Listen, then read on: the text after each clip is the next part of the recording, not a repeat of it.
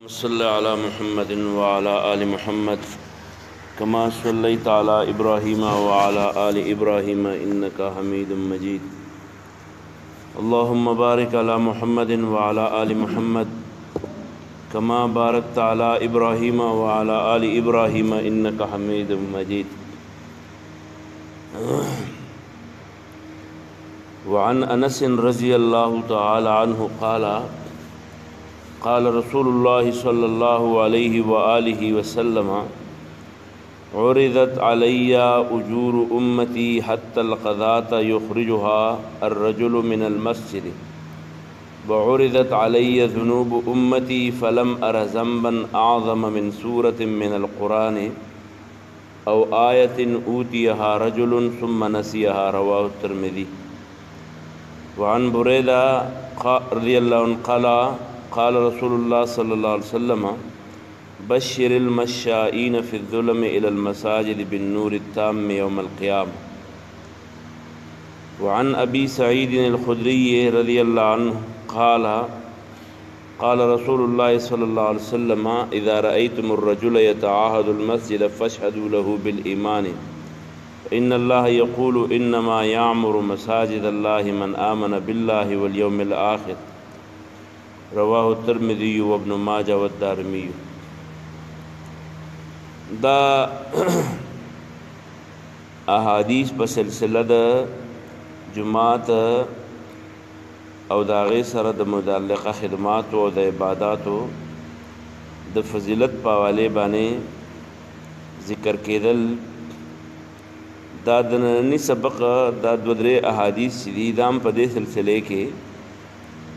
अवलनी हदीस के रसूलुल्लाह सल्लल्लाहु अलैहि वसल्लम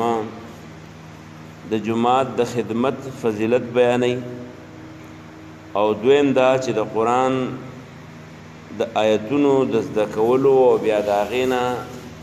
द गफलत अंजाम अगा बयानी फरमाई। हज़रत अनस रज़ियल्लाहु अन्हु फरमाई च रसूलुल्लाह सल्लल्लाहु अलैहि वसल्लम फरमायल च मा त द खपल उम्मत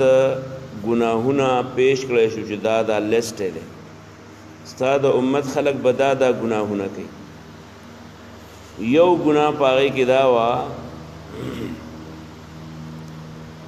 छे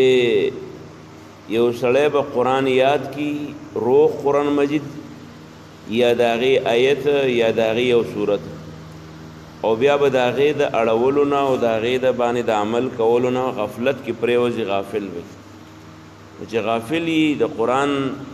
सर च सड़े बार बार आड़ीना पा अमल मोकराशी और अमल कईना नु बिया दा सड़ी न येर नु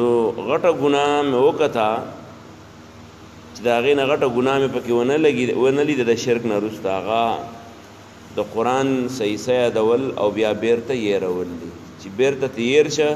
द शिरक न रुस्ता डेर लोया गुनाह दा और ज़मा द उम्मत नेकियाने में कते अगर द अल्लाह ताला खुदरे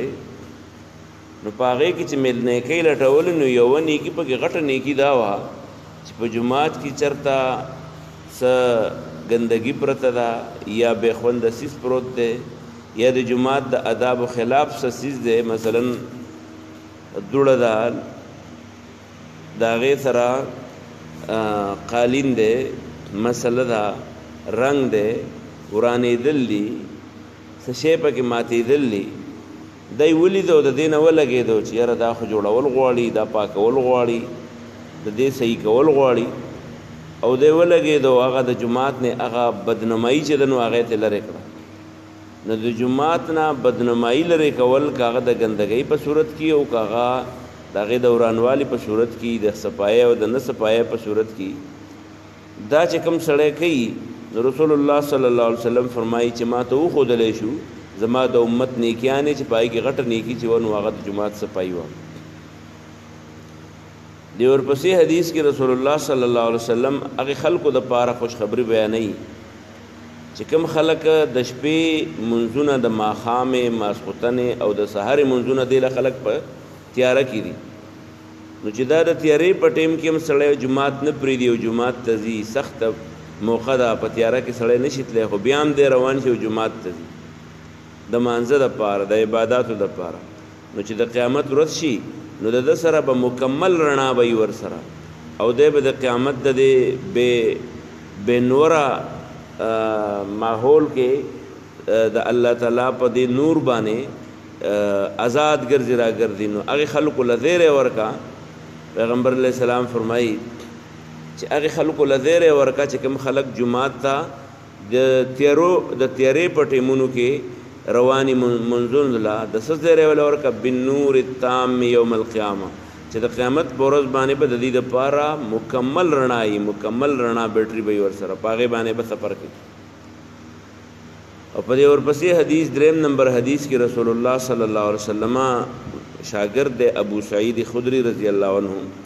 هغه فرمایي چې رسول الله صلی الله علیه وسلم موږ ته فرمایل چې کلم یو سړی لید چې د جمعات خدمت کوي بانګله مخ کې رسیدلې چته ګندګي په کې هغه مخ کې صفا کوي دغه شان مسله او دغه دا درې دا یا دغه نور خدمات دي دغه صفای دا دغه موثر کولی د لګیاو خپل خدمات په دې کې پیش کول چې د جمعات خدمت کوي نو کلم چې ولیدو چې یو سړی دی هغه د جمعات خدمت کوي د دې سړی متعلق پوه شي چې د ایماندار دی په دې کې ایمان شته گویا د جمعات سره مینا د ایماندارۍ د ټولو نه لوی نه خره